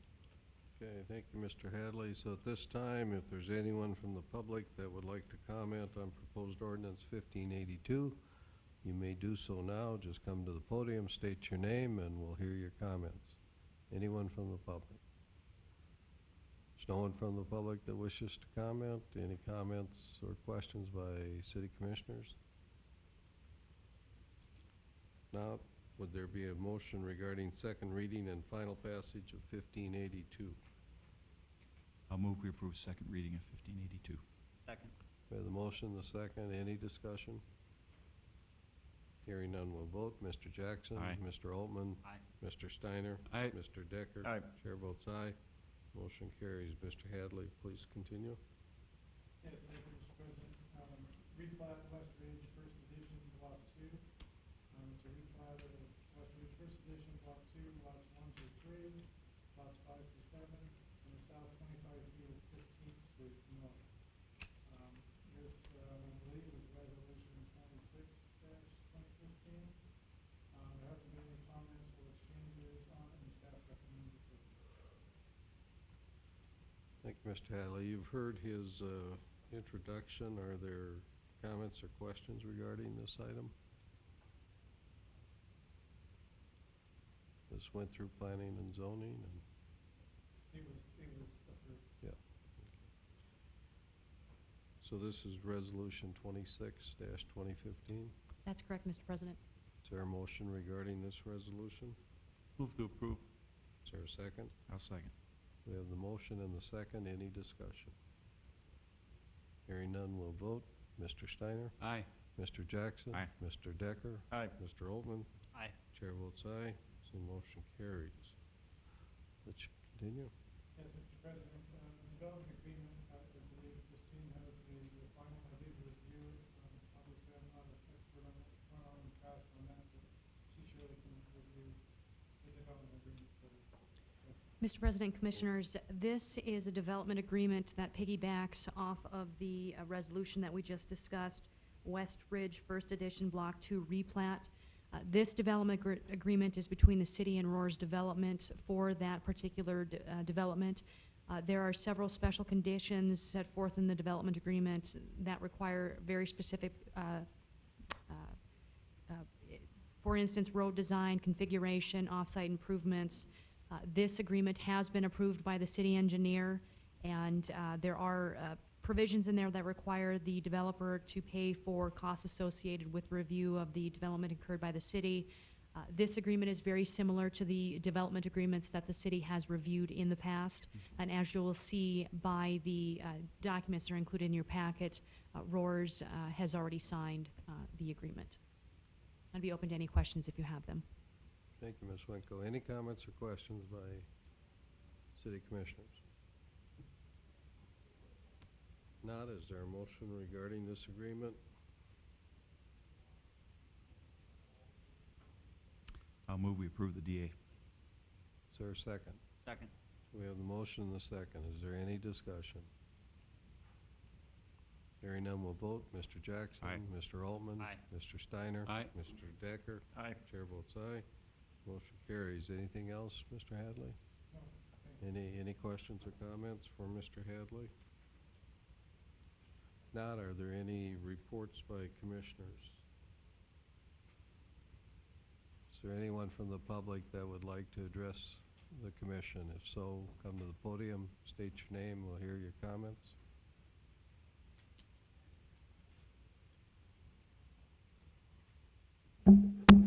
Jerry Vance, 325 A Street Southeast. Good evening, Mr. President, Commissioners. Just a couple comments on the issues with the truck route.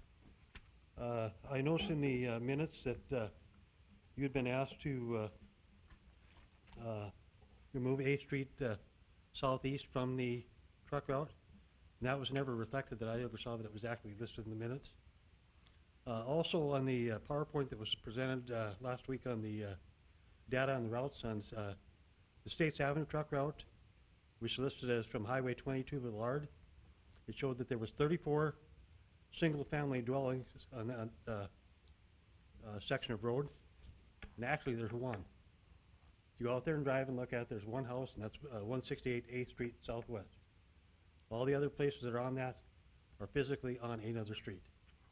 So you're looking at the back sides of any house that would be there. Then on the signage on Highway 22, we took a drive out there, and there is no Jake Blake sign out there. And that's something we've been asking for almost 3 years. I could order one of those and have it here within a couple days. And how many trucks, Mr. Kessel, did you say were in your survey was out there running down the street? Did you? I don't have that number in front of me like I did at the last city commission meeting, so I don't recall. Okay. Well, I guess I'll get that from you later on, though. But you know, the issues are still there. I mean, we're worried about what we've got for traffic that comes by there, the speeds. Just this evening, I saw about 4 vehicles come by well in excess of 40 miles an hour. And I think that's actually uncalled for. I think something has to be done. So again, we came here last August, you know, and asked you guys last August when you did put that as a truck route, you know, for several things. You know, you brought up the speeds and some of the stuff that was there, the issues that we were having with this, and nothing's been done. Not one thing. So again, we'll ask you again, you know, just bring up some of that stuff. But again, on the routes of it, there's a lot of people in this town are wondering why we actually have 2 routes for these trucks to come in. They're wondering why we just don't run them to the west side of town and run them up states and be done with it, to have it on one route. Versus also some of the areas that you, with that coming up 6th Street, excuse me, 6th Avenue East, you guys have zoned that for residential there, and there's several subdivisions that are set up to come through there. So you're planning on putting more housing and stuff out there directly in the center of where the truck route runs. So I'd like you to consider that too when you start thinking about some of the stuff that may have to get done there. But our houses are still shaking. I mean, we're listening to noise continually. It almost reminds me of the artillery when I was in the armed forces. The banging and stuff from trailers and the semis. You know, I quoted a whole bunch of the federal, state, and local ordinances on the 18th meeting that were in violation of. So I would hope that something get done. I don't want to take you guys this whole evening up because you've been here long enough this tonight, but just wanted to bring those issues back to you. That there was a couple discrepancies on that data report. You know, pull up Google Maps and look. I mean, some of these stuff is they've got quite a distance from states before they even hit their property lines. So if you look at some of that stuff, so. But there is one house that sits there, and that is on 8th Street Southwest. That actually has a physical address on that street, those 2 streets. Well, thank you. Any questions? Well, thank you for your time. Mr. Kessel, if on the issue of the Jake Brake signs, I think we should be able to get that addressed fairly quickly and get that done, if it isn't done already. Yeah, Okay. since it's a state highway, we have to work through the state to get those signs and put them up. It's not our jurisdiction, but we certainly have initiated those conversations already. We thought there was one up about 1.5 miles south of town, I was shared that with by another resident who travels that quite a bit. And if it's not there, we'll certainly address it. That was one of the things that we said we would address. We also said we would make the speed limit signs a little larger, and we will do that as well on 8th Street. And we have addressed, the fence is up on the south side, on the adjacent mobile home park. That's up and complete.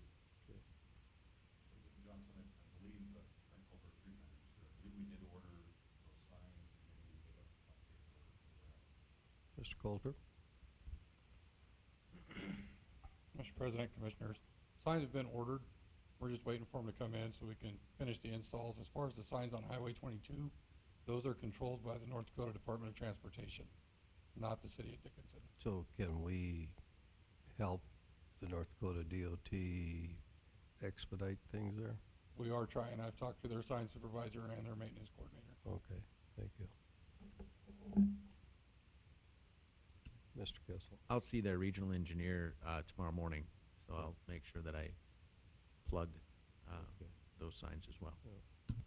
And then we can note in the minutes that, again, Mr. Vance has requested that we remove 8th Street from truck route designation. I will say, from my perspective, I don't think that's going to happen. It's been a truck route for quite some time. I think originally it was set up as a truck route mainly for agricultural vehicles going out to the grain terminals out near the Gladstone exit. And I would say too that this is an issue that Mr. Vance has called me on, you know, going back I think at least 2 years, maybe more. And personally, I've tried to make an attempt to drive that street as frequently as I can. Each time that he called me or appeared before the city commission, I would go down to that end of town and drive the streets. And I have to say, I have not yet once, during the time I've driven it, witnessed the extreme driving conditions that you mentioned. Now, I see some extreme driving conditions in Dickinson on other streets where people are going too fast or running stop signs and red lights. But when I've been down there, I've not seen heavy traffic. Many times I've not even seen trucks on that street. And I have yet to witness someone driving at a real excessive speed. That's been my own personal observations. Now, maybe I'm driving at the wrong time of day when I go down there, but I have driven that street a number of times just because of your comments. So, comments by any other commissioners? Anybody else from the public? Not, Chair would entertain a motion to adjourn. So moved. Is there a second? Second. All in favor say aye. Aye. Opposed say nay. We're adjourned.